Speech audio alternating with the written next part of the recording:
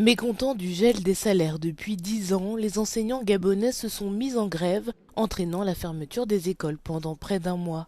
Ces grèves marquent la première vague de troubles sociaux sous le régime du président Brice Oligui Nguema. Aujourd'hui est dans une situation où on est obligé de pousser un courroux, on va dire trop c'est trop, de pousser un cri d'alarme pour non seulement améliorer ses conditions de vie aujourd'hui, mais celles des apprenants. Et quelqu'un le disait, lorsqu'on veut construire une nation forte, il faut avoir un système éducatif fort. Le Gabon traverse une crise sociale qui paralyse ses écoles depuis décembre dernier.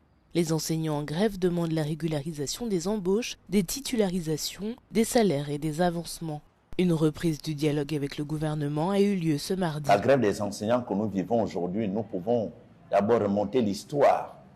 C'est que depuis 1990, les enseignants posent toujours les problèmes. Le problème de régularisation des situations administratives qui se résument aux carrières et les conditions de travail, la construction des établissements. Mais la grève actuelle se focalise sur les actes de carrière, la régularisation des situations administratives. Le dialogue s'est fait entre une délégation de SOS Éducation, reçue par le vice-président du gouvernement et les ministres de l'Éducation nationale et la fonction publique et du budget. Aujourd'hui, la transition est terminée.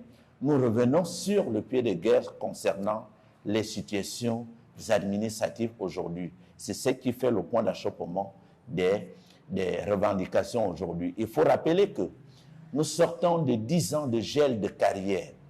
Et ce sont ces 10 ans de gel de carrière qui nous étranglent aujourd'hui. Pour obtenir cette relance du dialogue, il a fallu se battre. SOS Éducation avait exhorté les autorités à remettre en liberté les 2 syndicalistes enseignants arrêtés une semaine plus tôt.